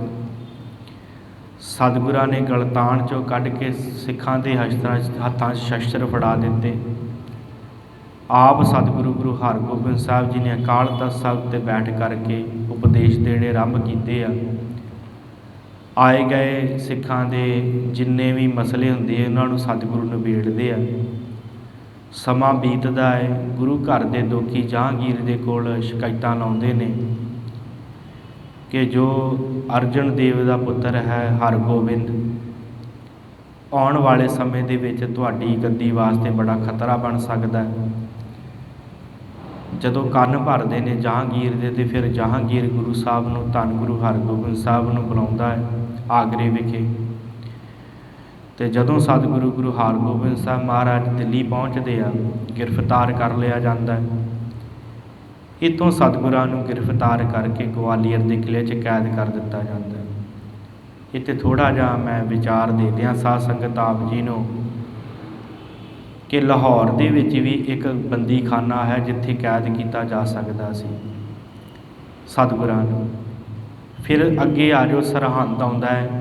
ਸਰਹੰਦ ਵੀ ਬੜਾ ਵੱਡਾ ਇੱਕ ਕਿਲ੍ਹਾ ਹੈ, ਬੜਾ ਵੱਡਾ ਬੰਦੀਖਾਨਾ ਹੈ, ਉੱਥੇ ਵੀ ਕੈਦ ਕੀਤਾ ਜਾ ਸਕਦਾ ਸੀ। ਦਿੱਲੀ ਵੀ ਕੈਦ ਕੀਤਾ ਜਾ ਸਕਦਾ ਸੀ, ਆਗਰੇ ਵੀ ਕੈਦ ਕੀਤਾ ਜਾ ਸਕਦਾ ਸੀ, ਪਰ ਸਤਿਗੁਰਾਂ ਨੂੰ ਗਵਾਲੀਅਰ ਹੀ ਕਿਉਂ ਕੈਦ ਕੀਤਾ ਗਿਆ? ਕਿਉਂਕਿ ਸਾਧ ਸੰਗਤ ਗਵਾਲੀਅਰ ਦੀ ਜੇਲ੍ਹ ਦੇ ਵਿੱਚੋਂ, ਗਵਾਲੀਅਰ ਦੇ ਉਸ ਕਿਲ੍ਹੇ ਦੇ ਵਿੱਚੋਂ, ਬੰਦੀਖਾਨੇ ਦੇ ਵਿੱਚ ਜਿਹੜਾ ਵੀ ਅੱਜ ਤੱਕ ਕੋਈ ਰਾਜਾ ਜਾਂ ਕੋਈ ਵੀ ਗਿਆ ਸੀ ਉਹ ਕਦੀ ਵਾਪਸ ਨਹੀਂ ਸੀ ਮੁੜਿਆ, ਉਹਦੀ ਮੌਤ ਉੱਥੇ ਹੋ ਜਾਂਦੀ ਸੀ। ਐਸੇ ਹਾਲਾਤ ਸਨ, ਐਸੇ ਕਹਿਣ ਤੋਂ ਭਾਵ ਕਿ ਐਸਾ ਉਹ ਬੰਦੀਖਾਨਾ ਸੀ ਜਿੱਥੇ ਮਨੁੱਖ ਜਿਉਂਦਾ ਜਿੱਥੋਂ ਵਾਪਸ ਨਹੀਂ ਸੀ ਆ ਸਕਦਾ। ਅਤੇ ਧੰਨ ਗੁਰੂ ਹਰਗੋਬਿੰਦ ਸਾਹਿਬ ਮਹਾਰਾਜ ਸੱਚੇ ਪਾਤਸ਼ਾਹ ਨੂੰ ਜਹਾਂਗੀਰ ਨੇ ਇਸ ਬੰਦੀਖਾਨੇ 'ਚ ਕੈਦ ਕੀਤਾ। ਬਾਬਾ ਬੁੱਢਾ ਜੀ, ਭਾਈ ਗੁਰਦਾਸ ਜੀ, ਸਾਰੀਆਂ ਸੰਗਤਾਂ ਬੜੀਆਂ ਵਿਆਕੁਲ ਹੈ। ਗੁਰੂ ਹਰਗੋਬਿੰਦ ਸਾਹਿਬ ਜਿਨ੍ਹਾਂ ਦੇ ਮੁਖੜੇ ਨੂੰ ਦੇਖ ਕੇ ਸਿੱਖਾਂ ਦੇ ਮਨ 'ਚ ਚਾਹ ਉਮੜਦਾ ਹੈ, ਸਿੱਖਾਂ ਦੇ ਮਨ 'ਚ ਗਿਆਨ ਪੈਦਾ ਹੁੰਦਾ ਹੈ, ਜਦੋਂ ਸਤਿਗੁਰੂ ਨਾ ਦਿਖੇ ਤਾਂ ਫਿਰ ਸਿੱਖ ਦਾ ਤਾਂ ਇੱਕ ਹਿਸਾਬ ਦਾ ਮਰਨ ਹੀ ਹੋ ਜਾਂਦਾ, ਆਤਮਿਕ ਮੌਤ ਹੋ ਜਾਂਦੀ ਹੈ। ਸਿੱਖ ਬੜੇ ਵਿਆਕੁਲ, ਧੰਨ ਗੁਰੂ ਹਰਗੋਬਿੰਦ ਮਹਾਰਾਜ ਸੱਚੇ ਪਾਤਸ਼ਾਹ ਤੁਹਾਡੇ ਦਰਸ਼ਨਾਂ ਦੀ ਚਾਹ ਹੈ। ਬਾਬਾ ਬੁੱਢਾ ਜੀ ਨੂੰ ਬੇਨਤੀਆਂ ਕੀਤੀਆਂ। ਬਾਬਾ ਬੁੱਢਾ ਜੀ ਕਹਿੰਦੇ ਚਲੋ ਸਿੱਖੋ, ਸਤਿਗੁਰਾਂ ਦੀ ਜਿਵੇਂ ਇੱਛਾ ਹੈ, ਪਰ ਸਾਡਾ ਵੀ ਤਾਂ ਕੋਈ ਫਰਜ਼ ਬਣਦਾ ਹੈ ਨਾ। ਬਾਬਾ ਬੁੱਢਾ ਜੀ ਨੇ ਫੇਰੀਆਂ ਦੇ ਰੂਪ ਦੇ ਵਿੱਚ, ਜਿਨ੍ਹਾਂ ਨੂੰ ਪ੍ਰਭਾਤ ਫੇਰੀਆਂ ਕਿਹਾ ਜਾਂਦਾ ਹੈ, ਉਹਨਾਂ ਰੂਪ ਦੇ ਵਿੱਚ ਜਿੰਨੇ ਵੀ ਗਵਾਲੀਅਰ ਦੇ ਨੇੜੇ ਤੇੜੇ ਦੇ ਸਿੱਖ ਸਨ ਜਾਂ ਹੋਰ ਪੰਜਾਬ ਦੇ ਸਿੱਖ, ਸਾਰੇ ਹੀ ਬੜੀ ਭਾਵਨਾ ਦੇ ਨਾਲ ਉਸ ਕਿਲ੍ਹੇ ਦੇ ਕੋਲ ਜਾਇਆ ਕਰਦੇ, ਪਰਿਕਰਮਾ ਲਿਆ ਕਰਦੇ, ਮੱਥਾ ਟੇਕਦੇ, ਵਾਪਸ ਮੁੜ ਆਉਂਦੇ। ਇਸੇ ਤਰ੍ਹਾਂ ਸਮਾਂ ਬੀਤਿਆ। ਫਿਰ ਸਾਧ ਸੰਗਤ ਜਿਹੜਾ ਜਹਾਂਗੀਰ ਸੀ, ਕਹਿੰਦੇ ਕਿ ਇਹਨੂੰ ਫਿਰ ਬੜੇ ਡਰਾਵਣੇ ਸੁਪਨੇ ਆਉਣ ਲੱਗ ਪਏ। ਕੁਝ ਇਤਿਹਾਸਕਾਰਾਂ ਨੇ ਲਿਖਿਆ ਬਿਮਾਰ ਪੈ ਗਿਆ। ਫਿਰ ਇਹਦੀ ਪਤਨੀ ਹੈ ਨੂਰਜਹਾਂ, ਉਹ ਸਾਈਂ ਮੀਆਂ ਮੀਰ ਜੀ ਦੀ ਬੜੀ ਭਗਤਨ ਹੈ। ਸਾਈਂ ਮੀਆਂ ਮੀਰ ਜੀ ਕੋਲ ਆਉਣ ਜਾਣ ਬਹੁਤ ਹੈ। ਉਹਨੇ ਸਾਈਂ ਮੀਆਂ ਮੀਰ ਜੀ ਕੋਲ ਬੇਨਤੀ ਕੀਤੀ ਹੈ ਕਿ ਮਹਾਰਾਜ, ਮੇਰਾ ਪਤੀ ਰਾਤ ਨੂੰ ਚੈਨ ਨਾਲ ਨਹੀਂ ਸੌਂ ਸਕਦਾ, ਬੜੀ ਬੁਰੀ ਹਾਲਤ ਹੈ ਉਹਨਾਂ ਦੀ, ਬਿਮਾਰ ਰਹਿੰਦੇ ਆ। ਅਤੇ ਸਾਈਂ ਮੀਆਂ ਮੀਰ ਜੀ ਨੇ ਕਿਹਾ ਕਿ ਤੁਸੀਂ ਰੱਬ ਨੂੰ ਫੜ ਕੇ ਬੰਦੀਖਾਨੇ 'ਚ ਪਾ ਦਿੱਤਾ, ਚੈਨ ਤੁਹਾਨੂੰ ਕਿੱਥੋਂ ਆਉਣਾ। ਪਰਮੇਸ਼ਰ ਰੂਪ ਧੰਨ ਸ਼੍ਰੀ ਗੁਰੂ ਹਰਗੋਬਿੰਦ ਸਾਹਿਬ ਸੱਚੇ ਪਾਤਸ਼ਾਹ ਨੂੰ ਤੁਸੀਂ ਬੰਦੀਖਾਨੇ 'ਚ ਪਾ ਦਿੱਤਾ, ਤੁਹਾਨੂੰ ਚੈਨ ਕਿੱਥੋਂ ਆਵੇ। ਫਿਰ ਨੂਰਜਹਾਂ ਨੇ ਆਣ ਕੇ ਆਪਣੇ ਪਤੀ ਜਹਾਂਗੀਰ ਨੂੰ ਸਮਝਾਇਆ ਕਿ ਤੂੰ ਸਿੱਖਾਂ ਦੇ ਗੁਰੂ ਧੰਨ ਗੁਰੂ ਹਰਗੋਬਿੰਦ ਸਾਹਿਬ ਨੂੰ ਬੰਦੀਖਾਨੇ 'ਚ ਪਾ ਦਿੱਤਾ, ਤਾਂ ਕਰਕੇ ਤੈਨੂੰ ਚੈਨ ਨਹੀਂ ਆ ਰਿਹਾ। ਇੱਧਰ ਗੁਰੂ ਹਰਗੋਬਿੰਦ ਸਾਹਿਬ ਸੱਚੇ ਪਾਤਸ਼ਾਹ ਜੀ ਨੇ ਇਸ ਬੰਦੀਖਾਨੇ ਦੇ ਵਿੱਚ ਕੈਦ ਜਿੰਨੇ ਵੀ 52 ਦੇ ਕਰੀਬ ਮੰਨੇ ਗਏ ਕਿ ਰਾਜੇ ਇੱਥੇ ਕੈਦ ਸਨ, ਸਤਿਗੁਰੂ ਜਦੋਂ ਦੇ ਗਏ ਸਨ ਇਹਨਾਂ ਦੇ ਵਿੱਚ ਵੀ ਬੜੀ ਖੁਸ਼ੀ ਪੈਦਾ ਹੋਈ। ਇਹਨਾਂ ਨੂੰ ਇੰਝ ਸੀ ਕਿ ਅਸੀਂ ਬਸ ਖਤਮ ਹੋਣ ਮਰ ਜਾਵਾਂਗੇ, ਕਿਉਂਕਿ ਕੋਈ ਆਸ ਹੀ ਨਹੀਂ ਸੀ। ਮਨੁੱਖ ਅੱਧਾ ਉਦੋਂ ਹੀ ਮਰ ਜਾਂਦਾ ਜਦੋਂ ਉਹਦੀ ਆਸ ਖਤਮ ਹੋ ਜਾਵੇ, ਅਤੇ ਕਿਉਂਕਿ ਇੱਥੋਂ ਕੋਈ ਜਿਉਂਦਾ ਵਾਪਸ ਨਹੀਂ ਸੀ ਗਿਆ, ਇਸ ਕਰਕੇ ਇਹਨਾਂ ਦੀ ਆਸ ਹੀ ਖਤਮ ਹੋ ਗਈ ਸੀ ਕਿ ਹੁਣ ਅਸੀਂ ਜਿਉਂਦੇ ਵਾਪਸ ਨਹੀਂ ਜਾਵਾਂਗੇ। ਅਤੇ ਧੰਨ ਗੁਰੂ ਹਰਗੋਬਿੰਦ ਸਾਹਿਬ ਮਹਾਰਾਜ ਸੱਚੇ ਪਾਤਸ਼ਾਹ ਜਦੋਂ ਇਸ ਕਿਲ੍ਹੇ ਦੇ ਅੰਦਰ ਗਏ, ਇਸ ਬੰਦੀਖਾਨੇ ਦੇ ਅੰਦਰ ਗਏ ਆ, ਅਤੇ ਇਹ ਜਿੰਨੇ ਵੀ ਰਾਜੇ ਨੇ ਇਹਨਾਂ ਦਾ ਮਨ ਬੜਾ ਉਤਸ਼ਾਹ ਦੇ ਵਿੱਚ, ਬੜੀ ਖੁਸ਼ੀ 'ਚ ਆ ਗਿਆ, ਕਿਉਂਕਿ ਸਤਿਗੁਰਾਂ ਨੇ ਇੱਥੇ ਇਹਨਾਂ ਨੂੰ ਉਪਦੇਸ਼ ਦੇਣਾ ਸ਼ੁਰੂ ਕਰ ਦਿੱਤਾ, ਨਾਮ ਦਾ, ਬੰਦਗੀ ਦਾ, ਸਿਮਰਨ ਦਾ। ਰੋਜ਼ ਹੀ ਸਤਿਗੁਰੂ ਇਹਨਾਂ ਨੂੰ ਸਮਝਾਉਂਦੇ ਆ, ਨਾਮ ਸਿਮਰਨ ਹੁੰਦਾ ਹੈ, ਬੰਦਗੀ ਹੁੰਦੀ, ਸਾਰਿਆਂ ਦੇ ਮਨ ਪਵਿੱਤਰ ਹੋ ਗਏ। ਇਸ ਬੰਦੀਖਾਨੇ ਦੇ ਵਿੱਚ ਵੀ ਇਹਨਾਂ ਦੇ ਮਨ ਸ਼ਾਂਤ ਹੋ ਗਏ। ਇੱਕ ਆਸ ਵੱਜ ਗਈ ਕਿ ਹਾਂ, ਜੇ ਨਹੀਂ ਵੀ ਇੱਥੋਂ ਛੁੱਟਾਂਗੇ ਪਰ ਤਾਂ ਵੀ ਸਾਡੀ ਬੰਦ ਖਲਾਸੀ ਗੁਰੂ ਹਰਗੋਬਿੰਦ ਸਾਹਿਬ ਕਰਾ ਦੇਣਗੇ। ਵਿਕਾਰਾਂ ਤੋਂ ਤੇ ਅਸੀਂ ਹੁਣ ਨਿਕਲ ਹੀ ਗਏ ਹਾਂ, ਗੁਰੂ ਹਰਗੋਬਿੰਦ ਸਾਹਿਬ ਦੀ ਕਿਰਪਾ ਨਾਲ ਵਿਕਾਰਾਂ ਤੋਂ ਵੀ ਬਚ ਗਏ ਹਾਂ, ਅਤੇ ਹੁਣ ਜਦੋਂ ਜਮ ਆਉਣਗੇ ਸਾਨੂੰ ਲੈਣ ਵਾਸਤੇ, ਉਹਨਾਂ ਤੋਂ ਵੀ ਬਚ ਜਾਵਾਂਗੇ, ਕਿਉਂਕਿ ਹੁਣ ਗੁਰੂ ਹਰਗੋਬਿੰਦ ਸਾਹਿਬ ਆ ਗਏ। ਸਮਾਂ ਬੀਤਿਆ ਸਾਧ ਸੰਗਤ। ਫਿਰ ਇਸ ਜਹਾਂਗੀਰ ਨੇ ਸੁਨੇਹਾ ਭੇਜਿਆ ਕਿ ਗੁਰੂ ਹਰਗੋਬਿੰਦ ਸਾਹਿਬ ਨੂੰ ਜਿਹੜਾ ਰਿਹਾ ਕਰ ਦਿੱਤਾ ਜਾਵੇ। ਸਤਿਗੁਰਾਂ ਨੇ ਕਿਹਾ ਕਿ ਹੁਣ ਮੈਂ ਇਕੱਲਾ ਰਿਹਾ ਨਹੀਂ ਹੋਵਾਂਗਾ, ਮੇਰੇ ਨਾਲ ਦੇ ਜਿਹੜੇ ਸੰਗੀ ਇਹ ਰਾਜੇ ਨੇ, ਇਹਨਾਂ ਨੂੰ ਵੀ ਰਿਹਾ ਕਰ ਜਹਾਂਗੀਰ, ਜੇ ਇਹਨਾਂ ਨੂੰ ਰਿਹਾ ਕਰੇਗਾ ਤਾਂ ਫਿਰ ਮੈਂ ਰਿਹਾ ਹੋਣਾ। ਅਤੇ ਇਹ ਗੱਲ ਮੰਨੀ ਗਈ ਸੀ ਕਿ ਜਿੰਨੇ ਵੀ ਰਾਜਪੂਤ ਰਾਜੇ ਨੇ, ਇਹ ਕਦੀ ਕਿਸੇ ਦਾ ਪੱਲਾ ਨਹੀਂ ਸੀ ਫੜਦੇ, ਪੱਲਾ ਨਹੀਂ ਸੀ ਫੜਦੇ ਕਿਸੇ ਦਾ ਵੀ। ਇਸ ਕਰਕੇ ਜਹਾਂਗੀਰ ਨੇ ਕਿਹਾ ਕਿ ਚਲੋ ਮਹਾਰਾਜ, ਮੈਂ ਇੱਕ ਸ਼ਰਤ 'ਤੇ ਇਹਨਾਂ ਨੂੰ ਰਿਹਾ ਕਰਾਂਗਾ, ਜੇ ਇਹ ਤੁਹਾਡੇ ਪੱਲੇ ਨੂੰ ਫੜ ਕੇ ਬਾਹਰ ਆ ਜਾਣਗੇ, ਜਿੰਨੇ ਤੁਹਾਡੇ ਪੱਲੇ ਨੂੰ ਫੜ ਕੇ ਬਾਹਰ ਆ ਜਾਣਗੇ, ਉਹ ਰਿਹਾ ਕਰ ਦਿੱਤੇ ਜਾਣਗੇ। ਉਸ ਸਮੇਂ ਫਿਰ ਸਤਿਗੁਰੂ ਗੁਰੂ ਹਰਗੋਬਿੰਦ ਸਾਹਿਬ ਜੀ ਨੇ 52 ਕਲੀਆਂ ਵਾਲਾ ਚੋਲਾ ਜਿਹੜਾ ਉਹ ਸਵਾਇਆ। ਉਸ ਚੋਲੇ ਦੀਆਂ ਸਾਰੀਆਂ ਕੰਨੀਆਂ ਨੂੰ ਫੜ ਕੇ ਜਿੰਨੇ ਵੀ ਰਾਜੇ ਸਨ, ਇਹਨਾਂ ਨੇ ਕੰਨੀਆਂ ਫੜੀਆਂ, 52 ਦੇ 52 ਹੀ ਸਤਿਗੁਰਾਂ ਨੇ ਰਿਹਾ ਕਰਵਾਏ। ਫਿਰ ਧੰਨ ਸਤਿਗੁਰੂ ਗੁਰੂ ਹਰਗੋਬਿੰਦ ਸਾਹਿਬ ਸੱਚੇ ਪਾਤਸ਼ਾਹ ਜੀ ਦੇ ਨਾਮ ਦੇ ਨਾਲ ਹਰਦਾਸ ਨਾਮ ਦਾ ਇੱਕ ਦਰੋਗਾ ਹੋਇਆ, ਉਸੇ ਹੀ ਬੰਦੀਖਾਨੇ ਦਾ। ਉਹਨੇ ਫਿਰ ਸਤਿਗੁਰਾਂ ਦੇ ਨਾਲ ਨਾਮ ਦੇ ਨਾਲ ਲਕਬ ਲਾਇਆ ਸੀ, ਇਹ ਸ਼ਬਦ ਲਾਇਆ ਸੀ, ਬੰਦੀ ਛੋੜ ਦਾਤਾ, ਕਿ ਸਤਿਗੁਰੂ ਬੰਦੀ ਛੋੜ ਹੈ, ਜੀਵਨ ਮੁਕਤ ਕਰੇ ਉਡੀਨਾ। ਧੰਨ ਗੁਰੂ ਹਰਗੋਬਿੰਦ ਸਾਹਿਬ ਮਹਾਰਾਜ ਸੱਚੇ ਪਾਤਸ਼ਾਹ ਜੀ ਬੰਦੀ ਤੋਂ ਛੁਟਕਾਰਾ ਦਿਵਾਉਣ ਵਾਲੇ ਹਨ। ਕਿਉਂਕਿ ਸਾਧ ਸੰਗਤ ਭਰਮ ਦੇ ਵਿੱਚ ਭੁੱਲੇ ਪਏ ਹਾਂ ਅਸੀਂ, ਅਤੇ ਸਤਿਗੁਰੂ ਸਾਡੇ ਬੰਧਨ ਕੱਟ ਸਕਦਾ ਹੈ ਜੇ ਸਤਿਗੁਰਾਂ ਦੀ ਸ਼ਰਨ ਵਿੱਚ ਪਵਾਂਗੇ, ਸਤਿਗੁਰਾਂ ਦੇ ਕੋਲ ਆਵਾਂਗੇ। ਕਿਉਂਕਿ ਜੀਵਨ ਦੇ ਵਿੱਚ ਉਜਾਲਾ ਬੜਾ ਜ਼ਰੂਰੀ ਹੈ, ਰੌਸ਼ਨੀਆਂ ਦਾ ਤਿਉਹਾਰ ਹੈ। ਪਰ ਜੇਕਰ ਸਾਡੇ ਜੀਵਨ ਦੇ ਵਿੱਚ ਉਜਾਲਾ ਨਾ ਹੋਇਆ, ਅਸੀਂ ਹਨੇਰੇ 'ਚ ਟੱਕਰਾਂ ਮਾਰਦੇ ਰਵਾਂਗੇ। ਅਤੇ ਗੁਰੂ ਨਾਨਕ ਸਾਹਿਬ ਕਹਿੰਦੇ ਆ, ਸਤਿਗੁਰੂ ਮਹਾਰਾਜ ਕਹਿੰਦੇ, ਦੀਵਾ ਮੇਰਾ ਏਕ ਨਾਮ, ਦੁੱਖ ਵਿੱਚ ਪਾਇਆ ਤੇਲ। ਇਹ ਦੀਵੇ ਜਿਹੜੇ ਬਾਲਦੇ ਹੋ, ਇਹਨਾਂ ਦਾ ਨਹੀਂ ਕੋਈ ਫਾਇਦਾ ਇੰਨਾ। ਜਿਹੜਾ ਦੀਵਾ ਸਾਡਾ ਨਾ ਮਨ ਹੈ, ਦੀਵਾ ਮੇਰਾ ਏਕ ਨਾਮ, ਦੁੱਖ ਵਿੱਚ ਪਾਇਆ ਤੇਲ, ਉਨ ਚਾਨਣ ਉਹ ਸੋਖਿਆ, ਚੂਕਾ ਜਮ ਸਿਉ ਮੇਲ। ਮਹਾਰਾਜ ਕਹਿੰਦੇ ਇਸ ਤਰ੍ਹਾਂ ਦੁੱਖ ਨਾਸ਼ ਹੋਣੇ, ਨਾਮ ਜਪ, ਸਿਮਰਨ ਕਰ, ਬੰਦਗੀ ਕਰ, ਤੇਰੇ ਭਾਗ ਖੁੱਲ੍ਹਣ, ਤੈਨੂੰ ਕੁਝ ਗਿਆਨ ਪ੍ਰਾਪਤ ਹੋਵੇ, ਕੋਈ ਚਾਨਣ ਪ੍ਰਾਪਤ ਹੋਵੇ। ਸੋ ਸਤਿਗੁਰੂ ਗੁਰੂ ਹਰਗੋਬਿੰਦ ਸਾਹਿਬ ਜੀ ਨੇ ਜਦੋਂ ਇਹਨਾਂ 52 ਜਿਹੜੇ ਰਾਜੇ ਸਨ ਇਹਨਾਂ ਨੂੰ ਰਿਹਾ ਕਰਵਾਇਆ, ਫਿਰ ਸਤਿਗੁਰੂ ਇੱਥੋਂ ਜਦੋਂ ਅੰਮ੍ਰਿਤਸਰ ਦੀ ਧਰਤੀ 'ਤੇ ਪਹੁੰਚਦੇ ਆ, ਉੱਥੇ ਫਿਰ ਖੁਸ਼ੀ ਦੇ ਵਿੱਚ ਸਾਰੇ ਸਿੱਖ ਜਿਹੜੇ ਆ ਦੀਪਮਾਲਾ ਕਰਦੇ ਆ। ਉਸ ਦਿਨ ਨੂੰ ਫਿਰ ਸਿੱਖਾਂ ਨੇ ਆਪਣੇ ਨਾਲ ਜੋੜ ਕੇ, ਕਿਉਂਕਿ ਸਤਿਗੁਰਾਂ ਨੂੰ ਯਾਦ ਕਰਨਾ ਢੰਗ ਹੁੰਦਾ ਹੈ ਸਤਿਗੁਰਾਂ ਨੂੰ ਯਾਦ ਕਰਨ ਦਾ। ਭਾਵੇਂ ਕਿ ਕਈ ਵਿਚਾਰਵਾਨ ਇਹ ਗੱਲ ਮੰਨਦੇ ਕਿ ਸਤਿਗੁਰਾਂ ਦਾ ਇਹ ਜਿਹੜਾ ਬੰਦੀ ਛੁੱਟਣ ਦਾ ਜਿਹੜਾ ਦਿਨ ਹੈ ਉਹ ਫਰਵਰੀ ਦੇ ਵਿੱਚ ਆਉਂਦਾ, ਪਰ ਸਿੱਖਾਂ ਨੇ ਦੀਵਾਲੀ ਨਾਲ ਜੋੜ ਲਿਆ, ਕਿਉਂਕਿ ਸਿੱਖਾਂ ਦੇ ਵਿੱਚ ਉਤਸ਼ਾਹ ਹੁੰਦਾ ਹੈ ਕਿ ਇਹ ਕਿਸੇ ਵੀ ਤਿਉਹਾਰ ਨੂੰ ਜਿਹੜਾ ਹੈ ਨਾ ਉਹ ਗੁਰੂ ਦੇ ਨਾਲ ਮਨਾਇਆ ਜਾਵੇ। ਅਤੇ ਸਾਡਾ ਬੜਾ ਵੱਡਾ ਇਤਿਹਾਸ ਹੈ, ਗੁਰਮਤੇ ਵੀ ਦੀਵਾਲੀ ਵਾਲੇ ਦਿਨ ਹੁੰਦੇ ਰਹੇ ਅਕਾਲ ਤਖਤ ਸਾਹਿਬ 'ਤੇ। ਜਿੰਨੇ ਵੀ ਗੁਰਮਤੇ ਹੋਏ ਨਾ ਹੁਣ ਤੱਕ ਸਤਿਗੁਰਾਂ ਤੋਂ ਬਾਅਦ, ਜ਼ਿਆਦਾਤਰ ਵਿਸਾਖੀ ਅਤੇ ਦੀਵਾਲੀ 'ਤੇ ਸੰਗਤ ਜੁੜਦੀ ਸੀ, ਅਤੇ ਉਸ ਸਮੇਂ ਗੁਰਮਤੇ ਜਿਹੜੇ ਸੀ ਉੱਥੇ ਕੀਤੇ ਜਾਂਦੇ ਸੀ। ਇਸ ਕਰਕੇ ਇਹ ਜਿਹੜਾ ਤਿਉਹਾਰ ਹੈ ਸਾਡੇ ਨਾਲ ਬੜਾ ਸਾਂਝ ਰੱਖਦਾ ਹੈ, ਸਾਡੀਆਂ ਸੰਸਥਾਵਾਂ ਦੇ ਨਾਲ, ਸਾਡੇ ਨਾਲ।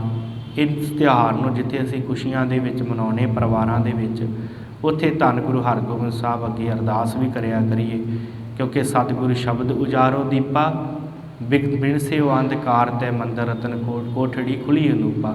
ਜਿਨ੍ਹਾਂ ਦੇ ਅੰਦਰ ਚਾਨਣ ਰੂਪੀ ਗੁਰੂ ਜਗ ਪੈਂਦਾ ਹੈ, ਜਿਨ੍ਹਾਂ ਦੇ ਅੰਦਰ ਗਿਆਨ ਆ ਜਾਂਦਾ ਹੈ, ਉਹਨਾਂ ਦਾ ਸਾਰੇ ਤਰ੍ਹਾਂ ਦਾ ਹਨੇਰਾ ਨਾਸ਼ ਹੋ ਜਾਂਦਾ ਹੈ।